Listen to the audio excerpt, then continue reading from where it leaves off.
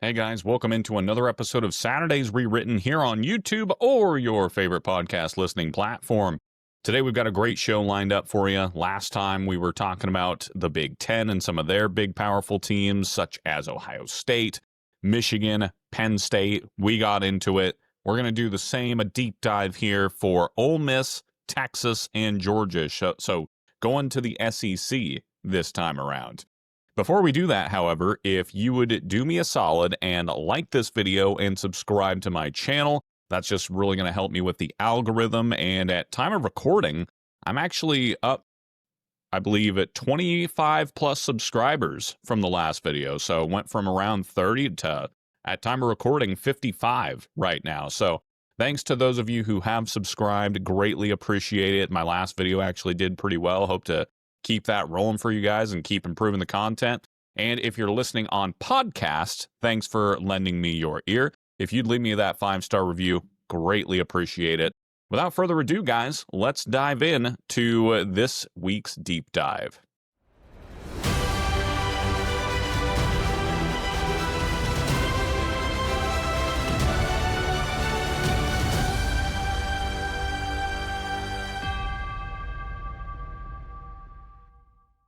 All right, before we do that, however, I have a question for you guys.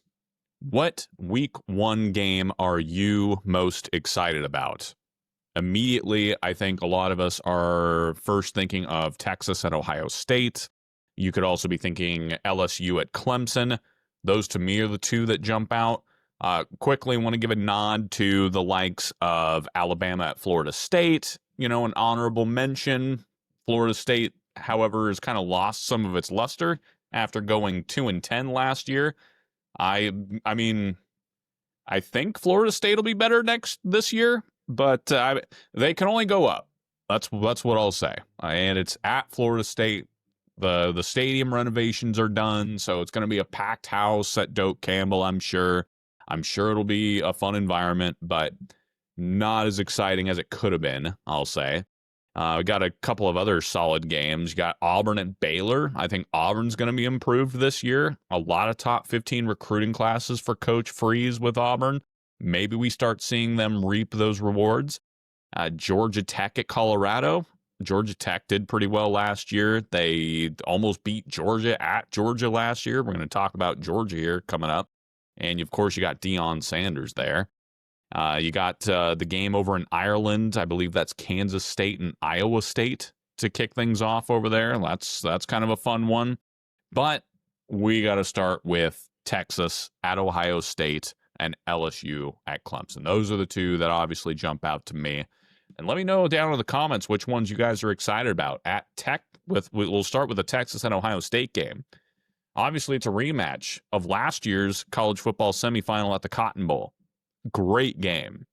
To me, that was one of the best games, if not the best game of the college football playoff. The championship game with Ohio State and Notre Dame was fun. Penn State and Notre Dame was fun. But this one was back and forth, two heavyweights, and they were going at it. For much of the game, it was really close. It was 14-14 at one point, and Ohio State jumped on, went up 21-14. Then Texas, they're marching down the field to potentially tie the football game, make it 21-all.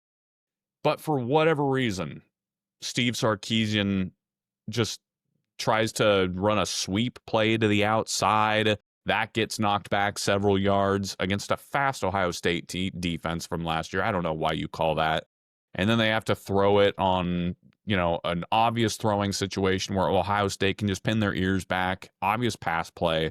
And we all know what happened next. Jack Sawyer comes in and makes the sack and strips Quinn Ewers, his old roommate, takes the ball all the way back and is now an Ohio State legend forever off of that play. So up until that point, though, it was a great game. And I'm not, to be clear, I'm in no way suggesting that I could be a college football coach. Steve Sarkisian has probably forgotten more things about football than I will ever know. Let's be clear. But in my mind, how do you not just line up 4 times within the 3-yard line And Texas has some big boys. They've been recruiting some size down for the Longhorns. How do you not do that? That's just my take. Okay, that's enough of that game, though. Let's look forward to this year. What are some of the storylines coming into this one? Well, I say it's a rematch, but it's also two entirely different teams. Ohio State is losing 46% of their production from last year, or they only return 46% of their production from last year, excuse me. Texas, they only return 45%, 101st and 103rd, respectively, in returning production amongst 136 FBS schools. Not a lot of returning talent there. Ohio State, I already said last week, they saw 14 players get selected in the 2025 NFL Draft, which was the most out of any team and tied the Buckeyes school record, by the way. Texas, they had 12 guys picked in the NFL Draft last year, a school record in their own right. 26 between them. So both teams have lost a ton of talent for this upcoming year, but both teams have also retooled. And I mean, one of the biggest storylines, Arch Manning. It's his debut. I mean, he's literally leading the Heisman voting right now. He's favored to win the Heisman. Talk about a hyped up player. A guy who's only seen the field at he started 3 games last year. Now, don't get me wrong, that's great. We got a snapshot of what Arch Manning brings to the table. He's a guy who likes to push the ball downfield. He's dynamic, athletic. He's bigger bodied. I think, frankly, Texas is probably going to be better in the red zone with him at the helm. We'll get into that. What a way to start the Arch Manning era, going to the horseshoe.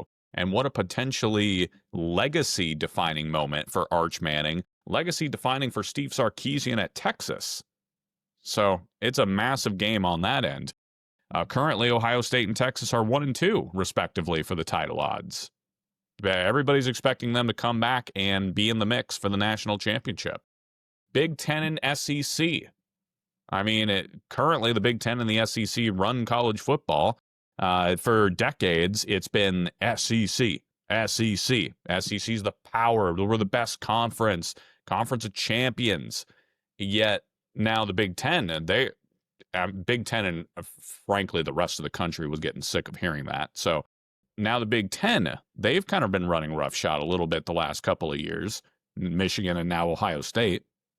So a lot more bragging rights on the line these days, and maybe even a little bit more of a rivalry. There's bickering and arguing off the field too, not just for fans of the Big Ten and the SEC, but also the conferences are kind of duking it out behind the scenes and how they want the college football realignment to go, how they want the future of the college football playoff to look, how they want the transfer portal periods to go.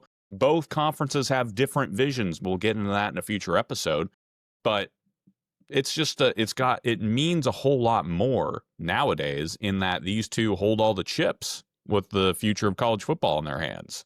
So there's that. It's also a great coaching matchup. You got Steve Sarkisian. You got Ryan Day, who just won a college championship. Both of these guys want to continue to cement their legacy. Steve Sarkisian, he's proven that he can lead the Longhorns on the road to take down big, talented teams like they did with Alabama. He wants to do that again, but he also lost to Georgia twice last year.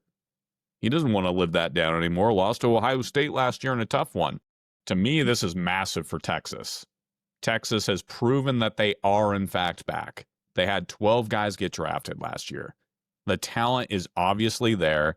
The defense is hitting much harder than it used to. Texas used to kind of be a soft team. The offense is high flying. I expect even more of that this year. Texas is back, but this right here could be a defining moment for them to start the season saying, we're back and we have our eyes on the national title. That's the next step for Texas. They've proven that they can put results on the board, but now they got to go out and put together some big time wins and get to that title game. And a game like this to start the season off would really set that tone. Still a big game for Ohio State, too. Don't get me wrong, but I think maybe it's a little bit bigger for Texas. Ohio State just won a championship. The pressure's off of them a little bit, whether they like it or not. Texas, on the other hand, I think expectations are kind of like, hey, last couple of years have been great. Now what can we do? So Eyes are on the horns. The eyes of Texas are upon them. How about LSU at Clemson, though? Let's talk about those storylines really quick. You got two high-powered offenses led by star quarterbacks, two quarterbacks who are also in the Heisman running and are probably going to be solid high NFL draft picks. You've got Garrett Nussmeier of LSU, Cade Klubnik. You got Garrett Nussmeier. He threw for over 4,000 yards last season, 29 touchdowns. He's going to push the ball deep down the field. Some big, exciting plays. LSU's got some receivers he can throw it to. I think LSU, I've talked about them before, they could have an exciting year this season. Cade Klubnik, I mean, he's a dual threat quarterback. He can do it with through the air and with his legs. Significant growth in 2024, really stepped up, led Clemson to the ACC championship game and the college football playoff, where honestly they did lose by 14 points to Texas, but they hung with them. They were tough. And I only think they're going to get better this year. This is also a crucial test for Brian Kelly. LSU has yet to win an opener under Brian Kelly. In 2022, they lost to Florida State. In 23, they lost to Florida State. In 24, they lost to USC. Now they have to go on the road at Clemson. Death Valley. Clemson fans would argue that's the real Death Valley. They're the tougher place to play. LSU fans would, of course, disagree with that. But this is a big-time pressure on Brian Kelly to have a breakthrough year. They've gone out and got the best transfer portal class in the country. They had a great recruiting class as well. LSU is going to be looking at Brian Kelly and saying, all right, you got the product. What are you going to turn that into on the field? And this right here would be a big tone setter for the rest of the season. On Clemson's side, they're reloaded. And I think Clemson is probably going to be a contender for the national championship this year. I think the Tigers could have put together a special roster for all the mockery Dabo Swinney had to endure about not using the transfer portal. Oh, he's just a boomer. He hates the transfer portal. You got Clemson fans calling into his radio show and telling him he doesn't know how to coach anymore. He's not leading the program in the right direction. Talk about vindication right here. If he's stuck to his guns, he's built the program the way he wants it. He's built the culture in a way that he wants it, that focuses on player development and building a Clemson United team culture. And as a result, they have 86% of their offensive production returning this year and 75% of their defensive production returning this year. That's according to Clemson Wire. That's really hard to do in this new portal era or NIL era where you can leave at the drop of a hat these days. He's kept this loyalty to the program intact, and this could be a really special year. I think Clemson's probably going to make a run to the ACC championship, and then we'll see where they can come up with the college football playoff. But looking at Clemson's schedule, it's really not that difficult in comparison to, say, LSU, Georgia, Texas, SEC teams. Clemson doesn't even have to play Miami in the regular season this year. They got at Louisville, which could be tough. They do have to play at South Carolina later this season. South Carolina is going to be great, in my opinion. That's going to be a raucous environment. So Clemson has a very favorable setup, all this to say. And it could be hey, we're for real this year. Look out for the Tigers. Which Tigers? I leave that up to you guys. So comment below, which game are you guys most excited about? Texas at Ohio State or LSU at Clemson? I'm going to be watching both. Can't wait. Okay. Now let's get to the SEC deep dive here. We've first got Ole Miss, the Ole Miss Running Rebels. And last year, I look at 2024 as, yes, it was very successful. They won 10 games. Which, by the way, is the third time in the last 4 years that Ole Miss has won 10 games, which hadn't happened since the late 50s and early 60s before then. So the trajectory that Lane Kiffin is taking this Ole Miss program is a great trajectory. They also beat third-ranked Georgia at home, 28-10. They dominated that game for the most part. It was the first time Lane Kiffin took down a top-5 team in his time at Ole Miss, in his 6 seasons at Ole Miss. And by the way, how crazy is that? Lane Kiffin's been at Ole Miss for 6 years now, or more than half a decade. That's crazy to think about. It seems like not that long ago he was leaving Tennessee and running to USC, and then USC fires, tells him on the tarmac, "Hey, you're gone," and then he's off to Alabama, and has to deal with Nick Saban there, and Nick Saban and him, I guess, from what I remember, didn't get along very well. And then he's off to FAU, where he just wins and wins and wins. And now here we are at Ole Miss. And the direction he's taken this program is fantastic. And he's happy there. He's finally, in my mind, settled at a spot he's happy at. It's got a good thing going there. And everything I've heard from beat writers out of Ole Miss is that, everybody loves him there. So happy for him. Happy for Ole Miss. Great setup. That being said, I also think last year was a disappointment for Ole Miss. And frankly, a failure in a way. In my mind, that Ole Miss team probably should have been competing for a national championship. How do you lose to Kentucky early in the season? How does that happen? At home, and Kentucky was awful last year. And then later in the season, they have a chance to redeem themselves and maybe punch their ticket to the college football playoff when they go on the road at Florida. And Jackson Dart, he's a great player, had a great career at Ole Miss. He's off to the NFL now. I think he's going to do well there. He threw some bad interceptions in that game. And ultimately, Ole Miss was booted from any sort of contention for the college football playoff because of that. Those are the two games that jump out to me that Ole Miss really needed. That Kentucky one, though, that was brutal. So, in my mind, that was a failure. And I think that Ole Miss team could have made some noise in the college football playoff. They could have competed for the national title, I think. So, mixed feelings, I'm sure, from Ole Miss fans, too. I'm sure you guys are happy with the way things are going, the way things have settled. But you tell me what you think. To me, it was kind of a failure on that end. Talking about trajectory, Ole Miss sent 8 players to the 2025 NFL draft, including guys like Walter Nolan, of course, Jackson Dart. They also had others go undrafted, but they also lost a lot in the transfer portal as we look ahead to next season. According to 24/7 Sports, they ranked the recruiting class for Ole Miss number 15 in the country. Ole Miss's 2025 football transfer class was ranked 4th by 24/7.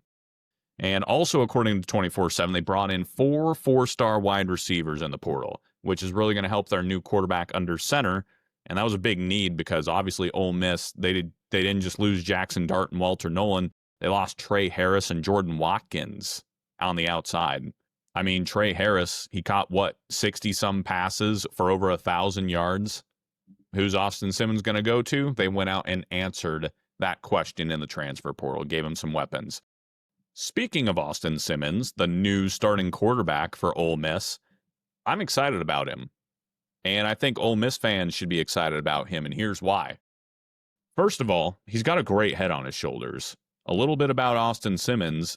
He's graduated at Ole Miss. He's done. He's graduated at the age of 19. He enrolled early during his high school years, and that's why he was able to graduate so early at Ole Miss. He's going for his master's now in sports management at the age of 19 with a business minor. I'm an Ole Miss fan. I'm excited when I hear that. This kid's got a good head on his shoulders. He's made great decisions up until this point. Shout out to his dad, who has clearly set him up on the right path.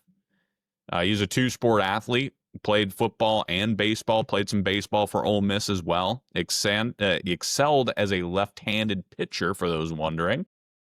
His father suggested that Simmons could have been like Shohei Ohtani if he hadn't played football.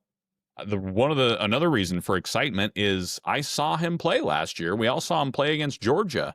When Jackson Dart went down in a big moment in that game, Simmons had to step up and go out, and he led the Rebels down the field for a touchdown in the rain in a high pressure situation.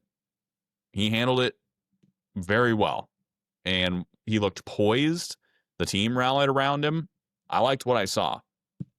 In fact, on that note, when asked, this was from an article, when asked what his best throw he's ever made was, either in college or in high school, he said, quote, "That zone route I threw to Caden Lee, 3rd down against Georgia, it was a mirror concept. I threw it to the slot against a Tampa 2.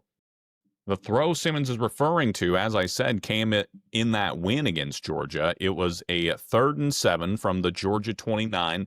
Simmons threaded a pass through 3 Georgia defenders on the right side for a gain of 20 yards, and that led to a touchdown. He looked good. End of story.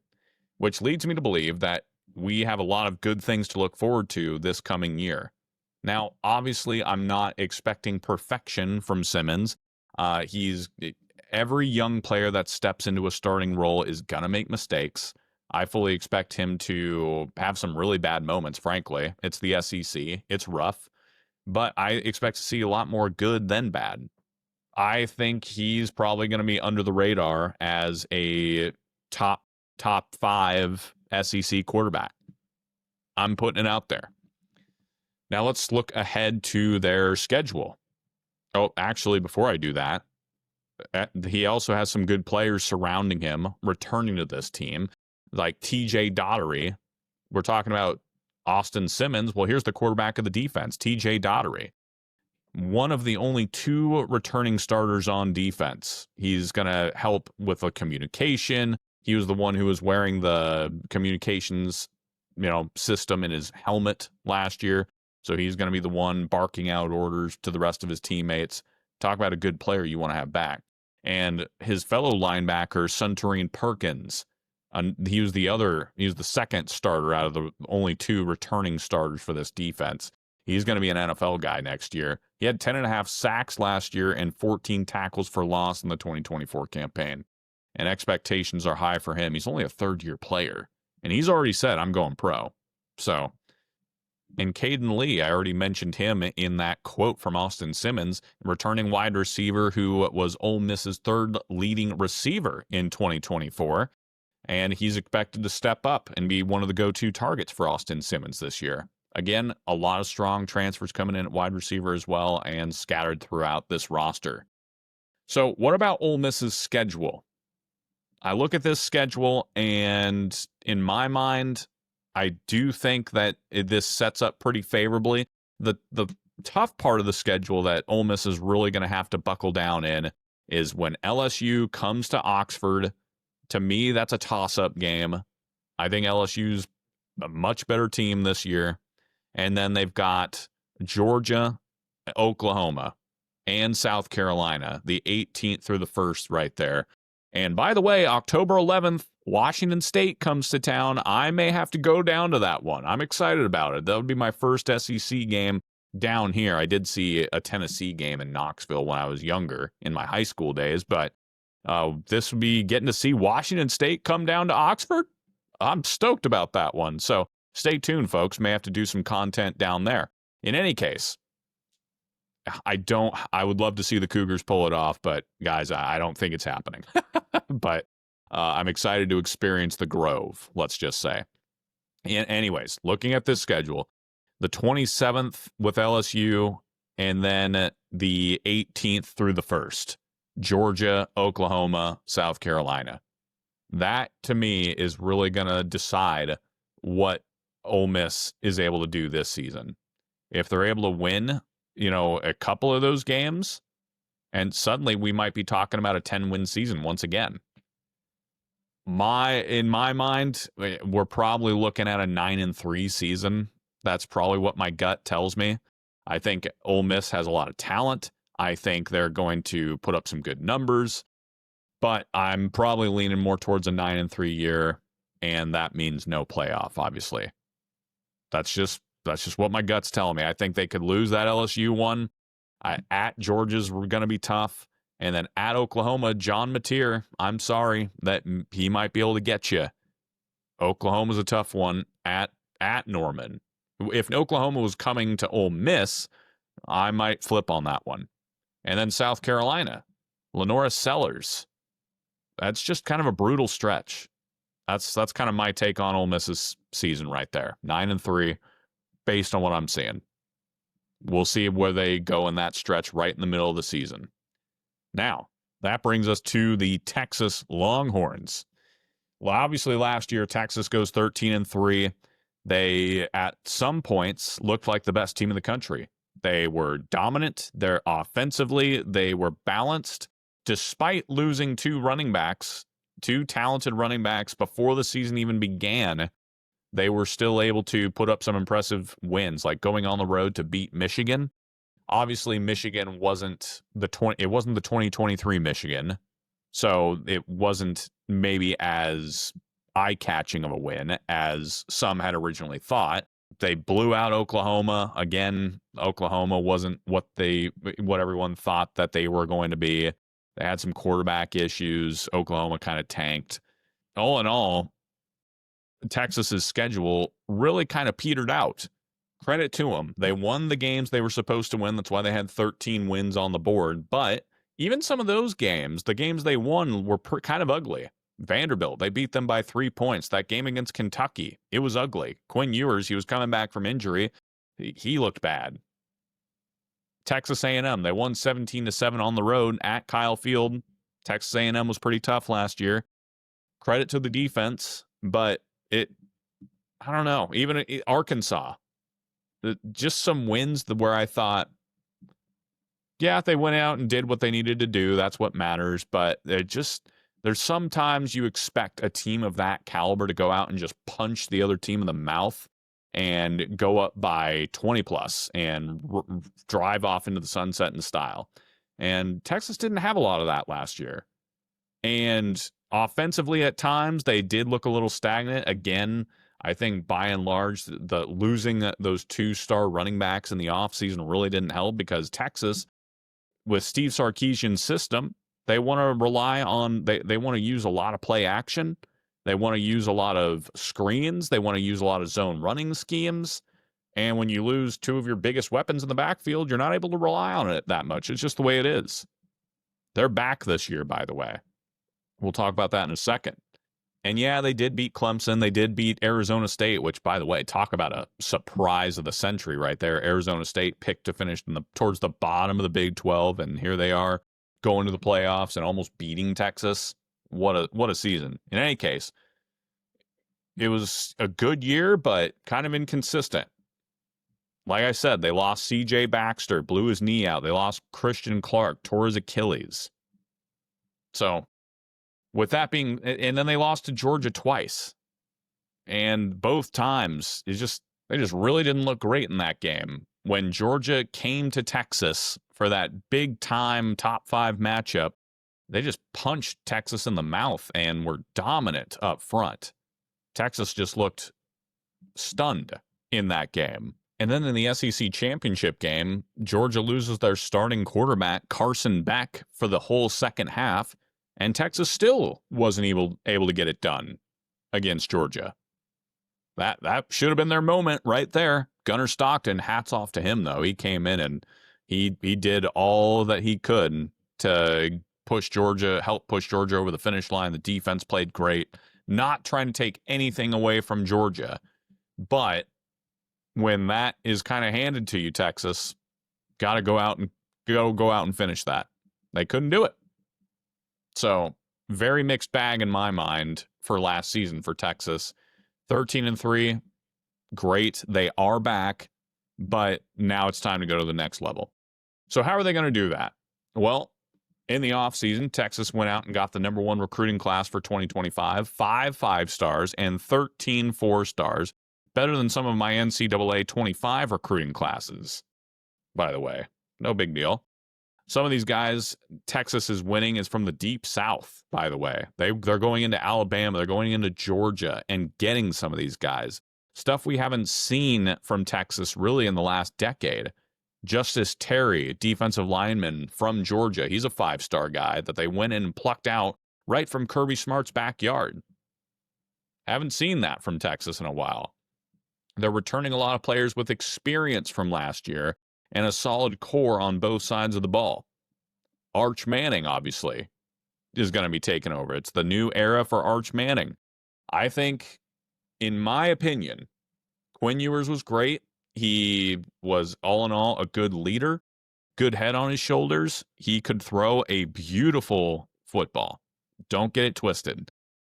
I just think Arch Manning is a little bit more dynamic and brings a little bit more punch to this Texas offense. For example, when Arch Manning was the starter, and again, we got a very small sample size, only 3 games, but when he was the starter, he threw 11.1 yards per target downfield. He was pushing the ball downfield more. And that would also get him into some trouble. I understand that. He made some mistakes when he would do that. But he challenged defenses. He would send the ball deep. Quinn Ewers, on the other hand, he only threw it for around 7 yards downfield. I expect a more explosive Texas offense with Arch Manning under center. And also, I expect a better red zone offense from Texas this year. With Arch Manning under center, I think Texas will see a vast improvement there. Last year, they went 63.77% in all games played in the red zone. 63%. I think that was for punching it in the red zone, a red zone touchdown. That ranked 111th. If you want to win the SEC championship, if you want to compete for the national title and win it, that can't happen. And exactly proves my point when in the SEC championship game, it seems like Sarkisian with Quinn Ewers had this fascination of throwing fade routes over the top of the defense. He really loved it. It's been the past couple of years. He really loves doing that, throwing the little fade route, the dink and dunk over the top. I saw it against Washington in the college football playoff, and then I saw it against Georgia in the SEC championship game. He loves throwing the fade route. And then against Ohio State, I already mentioned it.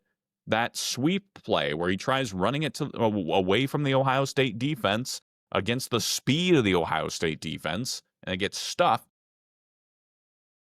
Texas got to get better there. And I think having Arch Manning in there, a bigger bodied quarterback who can throw it and run with his legs, I think that just gives Texas a lot more options in the red zone. And I think they're gonna see that number go way up, in my opinion. I think Texas is probably going to be a much better red zone team, all that said. Now, that being said, Texas did lose 4 starting offensive linemen. And they also have 5 new defensive linemen, all of them transfers coming from the portal. So I do have concerns in the trenches. That's been Texas for a long time was just not able to compete in the trenches. The last couple of years, we've seen that trend reversed to now where Texas is actually setting the tone in how the trenches are going to be played. And don't get me wrong, they brought in a lot of talent in the trenches this year. And I think offensive lineman-wise, even though they're replacing 4 offensive starters, they lost 4 starters, they have some guys who are stepping up who are probably going to be pro players in their own right. So it's not a complete loss here. At wide receiver for Texas, they've got Ryan Wingo, DeAndre Moore, I'm really hearing good things about at camp. And then a guy he's got a lot of experience with Arch Manning. And then Parker Livingstone. He's a 6'4" wide receiver who I don't think a lot of people are talking about, but he's going to be a vertical threat. And I've already mentioned how Arch Manning likes pushing the ball down the field. I do have some concern with tight end as well. I mean, when you lose a guy like Gunnar Helm, that's a big hole to replace. And Steve Sarkisian loves to come out in 12 personnel, which is just a formation with 2 tight ends. He likes to come out in jumbo sets. Tight ends are a big part of this offense. So who's going to step up here? You got Jack Endries. I think I'm pronouncing that right. Big transfer from California. 56 catches for 623 yards last year. Jordan Washington, rising redshirt freshman. Spencer Shannon. They're Emery Winston, incoming freshman, shown promise in practice. So, there's some guys that Texas can turn to, but tight end's a question mark for me. But probably the biggest concern I have is the D-line. It's a big unknown. 5 transfers. I think right out the gate, we're going to see what they're made up of against Ohio State. August 30th, that brings me to their schedule. Why not? So like we've already talked about, at Ohio State to start the year, but then look at the rest of the schedule. At San Jose State, UTEP, Sam Houston, October 4th at Florida. I think that could be a big one. Texas is potentially going to be undefeated coming into that game. And then I think Florida's going to be better this year. Florida's already going to have been tested a couple of times coming into that game. And I think that could be a good one. I think that could be a college game day type environment right there if Florida is able to put some things together and do what they need to do to come out on top of their early in their schedule. And then the next week in Dallas against Oklahoma, the Red River rivalry. It's going to be a lot more competitive than last year, I can tell you that much. John Mateer, I'm curious to see what he can do against this Texas defense. The Oklahoma defense, I expect to be solid. I mean, Brett Venables is the coach. Then they've got Kentucky, Mississippi State, Vanderbilt. Vanderbilt could be tricky. Who knows? This isn't the old Vanderbilt here. And then it's at Georgia. That's going to be a fantastic environment. Kind of a mini rivalry starting up here. Texas fans, Georgia fans, what do you think? Comment down below. And then you got Arkansas and, of course, Texas A&M at home, the Lone Star Showdown. So I think Texas's schedule, yes, there are some tough games, but it sets up pretty favorably. Now, speaking of Georgia, a team that they're probably, according to the odds, Texas is going to run into in the SEC championship game once again. Let's talk about the Bulldogs here. Georgia, last year was kind of a mixed bag. They went 11-3 last year, yet it did not feel like 11-3, if that makes sense. Very up and down season. Inconsistencies throughout the team, whether that was for injury or just straight up underperformance. For example, they led the nation in drops with 36. Adrian Smith had 10. Dominic Lovett, 9. Dylan Bell, 8. The lost yardage, according to those drops, Carson Beck lost 665 passing yards through the air due to those drops. They finished next to last in the SEC in rushing yards per game, ahead of only LSU, the worst SEC finish in this category since 2016. That is not a Kirby Smart Georgia right there. If you guys know Georgia, they're going to want to go out and establish the run game, punch you in the mouth on the ground, and then they beat you with the play action over the top. They get you into short yardage situations where it could be run or pass. It just didn't seem like Georgia was ever on schedule last year. You had Carson Beck sitting back in the pocket on 3rd and long more often than not. And by the way, Georgia was not very good on 3rd down. They went from first nationally in 3rd down conversions, 55.2% in 2023, tied for 77th in 2024 at 39%. And obviously, in their 3 losses, they really struggled. They went 11 of 41 in their 3 losses on 3rd down, 26% against Alabama, Ole Miss, and Notre Dame. Georgia's 3rd down struggles were particularly bad in the Sugar Bowl against Notre Dame. Gunnar Stockton, he obviously was put in a tough situation suddenly towards the end of the year. They failed to convert on 10 of its 12 3rd downs, which was the offense's worst conversion percentage since failing to convert on 11 of 13 3rd downs back in 2020's loss against Florida. 2020, people. This Georgia team also drew more penalties than we're accustomed to seeing. They were penalized 80 times in 2024, which left the Bulldogs 80th nationally and 7th in the SEC. The Bulldogs were penalized 18 more times in 2024 than they were last season, and the 80 mark is the program's highest number of penalties since drawing 95 penalties in 2017. According to Pro Football Focus, Georgia ended the season also with 121 missed tackles, the team's highest total since recording 136 in 2015. So statistically, I read all of that to you. Oh, by the way, how about interceptions? Carson Beck, he had a significant increase in interceptions compared to the previous season. He threw 12 in 2024. His completion rate dropped from 72% in 23 to 64% in 24. Now, obviously, that was sort of tied to the injuries on the offensive line, the running game not being able to get the punch it needed. It was all tied together. But Georgia just had a lot of issues on last year's team. It felt very up and down. And despite all of that, despite everything I just read you, they went 11-3 and won the SEC championship. They beat Texas twice. Georgia faced 3 teams that eventually made the college football playoff, and 5 of Georgia's opponents finished in the top 16 in the final ranking. The Bulldogs faced only one of those 5 teams, Tennessee, at home. Everybody else they played on the road. And you know what? I credit all of it to Kirby Smart. In my mind, the best football coach in college football these days. Brilliant. Metrics such as ESPN's FPI credit Georgia's schedule as the toughest in the country. As difficult as the slate was, the Bulldogs managed to put together another double-digit win season and take home another SEC title. Brilliant. So with all the struggles that Georgia went through last year, hats off to you. Heck of a year. So, what is next year looking like for 2025? Well, Texas brought in the number 1 recruiting class. Georgia just brought in the number 2 recruiting class, according to 24/7 Sports. Several 5-stars in the class. Kirby Smart, we all know he can recruit. And they also brought in the number 24 transfer class, maybe a sign that they're focusing on recruiting as opposed to the portal.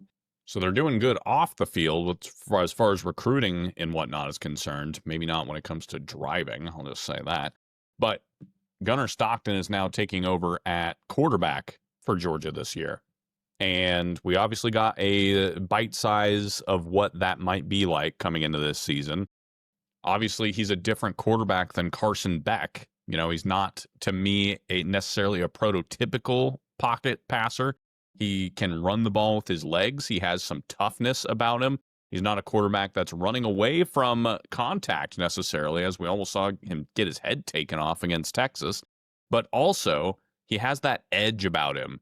You know, when he first replaced Carson Beck in that SEC title game, when he first got out of the pocket, he went and found the Texas defender and ran him over. And I think that won over a lot of the players on that Georgia team to where they said, okay, we can rally behind this guy. And they did. And they went out and won that game. And yeah, he didn't put up the greatest numbers through the air, but he was thrust into kind of a surprising situation. And they had to kind of change the offense to fit what he was comfortable with on the fly. But they went out and did it. They went out and got it done. And he was poised enough to lead the way. And he didn't look great against Notre Dame, but he did have some moments. So I think the offense is going to look a little bit different, but I think that Georgia is going to try to establish the run game better this year. I don't think Georgia's going to finish second to last in the SEC when it comes to running the ball this year. They've brought in some big-time offensive linemen, whether it be through recruiting or whether it comes from shuffling around guys who started or had playing time last year. Micah Morris, for example, Monroe Freeling, both guys who saw a lot of playing time last year and started some games because they were forced into it when they had to go deal with injuries. Now, I expect there to be some hiccups and whatnot because when you have to replace 4 starting offensive linemen, they're going to need some time to gel together in a game setting. So I expect there to be some miscues and whatnot, but they should be able to piece it together to where they at least have a semblance of an offensive line, right? It seems like they can only go up from last year, an offensive line unit that gave up 25 sacks last season. So I think Georgia can improve there. And I think they're going to focus heavily on the run game this year. So how does Georgia expect to improve the running game? It helps when they have some solid running back options. A guy like Nate Frazier, I'm excited about him. I expect him to be the lead back in 2025, lead upon his promising freshman season. They got Josh McCray, a transfer from Illinois. He's more of a physical running style. They brought in Bo Walker, freshman. And then, they're promoting competition between these 3. I expect that to help. Nothing but the best. They're going to get the best out of each other, rather. So, Georgia offensive line, they have some pieces. They're going to focus on the run game. The running back room, they have some exciting prospects. They also brought in some good receivers, some guys that are going to help give targets to Gunnar Stockton so that he can get the ball downfield. You know, I look at guys like they brought in Zachariah Branch, for example, highly touted transfer from USC, ranked number 9 overall, number 4 wide receiver in the transfer portal rankings. Now, he's kind of a mixed bag at USC, but you could also potentially attribute that to USC struggling as a program. I'm not entirely sure, but the tape doesn't lie. He's an exciting player. Noah Thomas, transfer from Texas A&M. He led the Aggies in major receiving categories in 2024. Provides Georgia with kind of that big-bodied receiver, well, a guy you could just throw the ball up to, which Gunnar Stockton's probably going to need sometimes. And then in the 2025 recruiting class, Georgia signed 5 wide receivers, including a 5-star prospect in Talon Taylor, 4-star prospect in C.J. Wiley. These additions are just going to add depth and build for the future. But all that to say, I think Gunnar Stockton's going to have no shortage of talent behind him, whether it be handing the ball off or getting the ball downfield. And if we know Kirby Smart, he's going to want to establish that run game to take as much pressure off of Stockton as he can. And Stockton, you know, I think he showed some good things. He showed some grit. He showed poise. But he's never done it in places like, say, Tennessee. I'm not sure how he's going to react in a situation like that. And they have to go at Tennessee in week 3. They take on Marshall, Austin, PA, so he gets a couple of tune-up games. But then you go at Tennessee, Neyland Stadium, in my opinion, one of the toughest places to play. By the way, Tennessee fans, EA Sports screwed you in their toughest places to play rankings. Neyland Stadium deserves to be much higher than, I forget exactly where they were put, but they were outside the top 10, I think. Crazy. Then you got Alabama at home. At Auburn, I think, can be tough. Florida at Mississippi State. Texas at home. That's going to be a big one. Finally, Georgia's getting some of those games at their place, at home. So this schedule sets up much better for Georgia, I think, than in years past. But I didn't even talk about the defense for the Bulldogs. Georgia's defense, I fully expect to be one of the more elite units in the country on defense. They have some dogs, literally. Talented returning players like Kristen Miller, KJ Bolden, CJ Allen, Chris Cole, who locked up Gunnar Helm at times, Dalen Everett, Raylan Wilson. I mean, they've got highly rated players across the board. Great defensive line, strong secondary, inside linebackers, and perhaps biggest of all, an experienced coaching staff. The coaching staff's going to be back. Glenn Schumann is coming back. Georgia's defensive system is going to have them flying around the field. And I think we're going to see maybe more of a return to prominence for the Georgia defense. All of that to say, I think we could be looking at a Georgia team maybe returning to more of that form that we've seen from years past, where they were really putting fear into people. And they did last year to an extent, but it obviously just wasn't the same. And I think Georgia fans would also admit that. But this year, I think we're heading back more. I don't think there'll ever necessarily be a super team like we've seen, like Ohio State last year, Georgia back in 22, Alabama in 20, Clemson probably several years ago. I don't think we're going to see super teams anymore in this new era of college football. I think there's a lot more parity. I think the top 40, there's a lot of teams in there that could potentially challenge for a college football championship. All that to say, this Georgia team may not be as deep as past Georgia teams, but this team could absolutely compete for a championship in my mind. And Sanford Stadium's going to play host to a lot of big games this year, whereas in the past, it seemed like Georgia had to go on the road for all those, and that sets up well for the Bulldogs, which is why they're probably favored to challenge for the SEC title game, and I think they will be a challenger for that. So, exciting season coming up here in the SEC. Texas, Ole Miss, Georgia, those are the teams we dove into. What team should we dive into next, by the way? What do you guys think? Thanks so much for tuning into this episode. We'll see you next time here on Saturday's Rewritten. Don't forget to like and subscribe. Till then, see you next time.